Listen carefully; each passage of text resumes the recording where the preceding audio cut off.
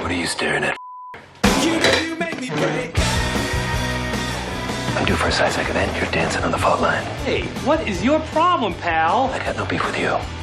This is between me and the kid. He started it. What's up, guys? Boy Benny. Customer satisfaction is key to staying in business for any industry. If people don't like you or your product, you're going to go out of business quickly.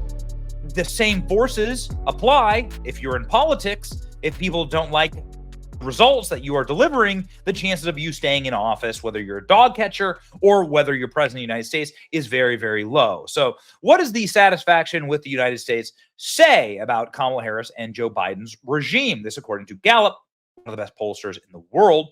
It says that you're at near all-time historic generational lows for satisfaction with America. Not good. 22% of Americans are satisfied with the state of the country. For Joe Biden's entire regime with Kamala Harris, that number has remained in the high teens or in the 20s. Dissatisfied Americans in the 70s or 80s. Things are not going well. Americans are not satisfied with the way things are going. I mean, you have it like in the 83% of the country is dissatisfied and 16% are satisfied here in 2023. Look at this. The only other time it's been lower have been like major catastrophic wars, housing collapses and market collapses, other destructive events. Yeah. The regime right now is the destructive event. Kamala Harris wanting to continue that destructive event as we barrel through hurricane season here. I myself currently evacuated. Kamala Harris on The View just moments ago saying that she wouldn't change anything with the Biden regime. Remarkable. In a clip that is already being sent out in Donald Trump fundraising pitches, Kamala Harris tells The View she can't think of anything she would have done differently. Oh, okay. Tell that to these people right there. This is political malpractice. Check this out. And something differently than President Biden during the past 4 years.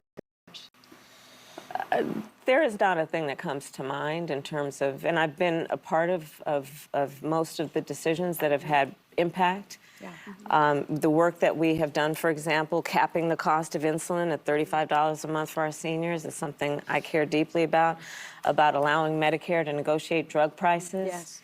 And bring the cost of prescription medication down for seniors, but my intention is to expand that for all Americans. Mm-hmm. The work we have done to invest in American industries, whether it be in terms of manufacturing and creating almost 800,000 new jobs around manufacturing, those were all a shared priority. Well, oh my heavens. How can you be this dumb? How did you get this far? It's such a testament to America that somebody this stupid with such a daft political instinct, no instinct at all, really, is able to rise this far in politics. I mean, it's like wow. In any other like in an actually free and fair country, somebody like Kamala Harris would be, sent off to an asylum. Would just be like, just saying like, I'm not sure you can like breathe unaided. Actually, you need clinical help. New Trump ad just dropped. That's what people are saying. I am Donald Trump and I approve this message. If anything, you would have done, if you had done anything different, there's not a thing that comes to mind. Nothing. Everything over the last 4 years, from Afghanistan to inflation to the open border, Kamala Harris says she endorses. How glorious is it that The View of all people destroy Kamala Harris's candidacy? Karma. Kamala Harris destroyed. That's the ball game. No regrets. Candidacy. No regrets. The new Trump campaign ad. Everyone's saying it. That's the election. That's a wrap. Kamala Harris joined The View and asked if she would do anything differently. Most disastrous presidential regimes of our lifetime. There's not anything that comes to mind, she said.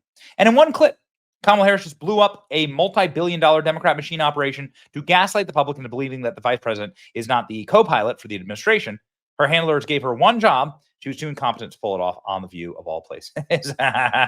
Oh boy, say goodnight, says Donald Trump advisor Tim Murtaugh. Whew, baby. Kamala Harris just asked on The View if she would have done anything differently. There's nothing that come to mind. Honestly, somebody needs to. Kamala Harris is not a smart person. She's a low IQ person. Donald Trump approves this message. All the Trump advisors saying the same thing. Like, please, continue talking. Continue doing this little media interview, like the 60 Minutes interview, the picking fights with DeSantis. You're destroying yourself. Kamala Harris is getting destroyed on CNN for saying this. Check this out. Check this panel out. Done something differently than President Biden during the past 4 years.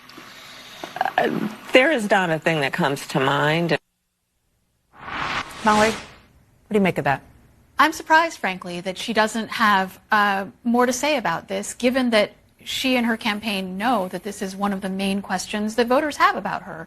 And one of the main things she's been trying to establish as part of her candidacy is the idea that she would represent a break from the past 4 years, and to not be able to come up with something to say in that moment. She continues to not be particularly nimble on her feet in a lot of these interviews, and this is a very obvious question that gave her an opportunity, frankly, to differentiate herself in a way that would have made news, that would have answered, I think, the curiosity of a lot of voters who want to know how she would lead differently. And she's not very specific in laying that out, and she can't point to a decision she would have made differently, which, in an electorate that thinks that doesn't like the way this administration has led, and that doesn't like the track that the country is on, that may not be a very satisfactory answer. I mean, it's a delicate dance. You may ask why Kamala Harris is even doing The View. Why is she even doing any media at all? It's because her campaign is collapsing into the surface of the earth.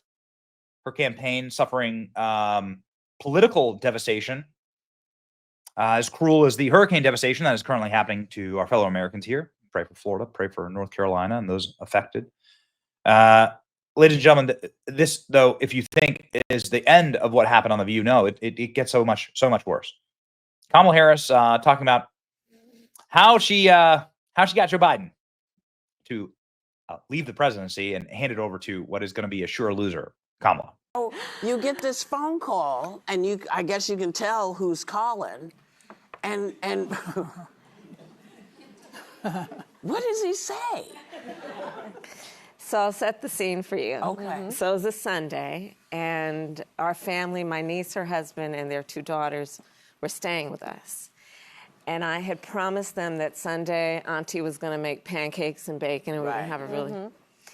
And, the kids wake up, the girls, they're 6 and 8, they were at the time, they wake up early. We always wake up the first. Right. So they come knocking on the door, and then we have our quiet time in the morning, just me and the girls. Right. And so I went to work out, and I had on cooking shows, and they were asking me, Auntie, what's that ingredient? What's that ingredient? And they're playing while I'm working out. Make breakfast. We sit down. We're having breakfast. And we'd been working on a puzzle. So they wanted more bacon, got more bacon. And then, you know how it goes. Yeah. And so then we had a puzzle, so we went back up to work on the puzzle. I'm still in my workout clothes. Right. And we're working on the puzzle, and the phone rings. Right. So I said, Auntie, you'll be right back. And it was the president. And he told me his decision. And I'll tell you, the first thing I asked him is, are you sure? Because what a big decision. Yeah. And historic. Oh, yeah. And we talked for a while. Meanwhile, I went back into the room where the girls were, and I'm like, go get your father. Because I knew he'd be up somewhere. And so we laughed afterwards. Nick is their father. We laughed that Amara, the elder one, was kind of like Paul Revere, and Leela, the younger one, was Paul Revere's horse. That's a wonderful story. But, so there were it was a real split screen, obviously. And then the rest of the day was, it was surreal. I'll tell you honestly, one of the first people I called was my pastor. I needed to talk to God, and to pray. Yeah. I understood in real time what was happening, and obviously then it really set in the hours and days to come. But Yeah. it was quite a day. It's always the dumbest and most insulting people that find the capacity within themselves to attack others. Kamala Harris decided to attack Trump in this interview where she was so stupid she ended her own campaign. Donald Trump prefers to run on problems instead of fixing problems. He's not solution-oriented. And again, I will invite people, if you really need to know how he thinks, since he doesn't do these kinds of interviews, watch his rallies. He spends full time engaged in grievance about what has happened to him. Right. He spends full time perpetuating lies and misinformation. He spends full time talking about fictional characters. You know, I mean, name calling, a lot of name and calling. name calling and demeaning people, belittling people. But what he does not talk about is you.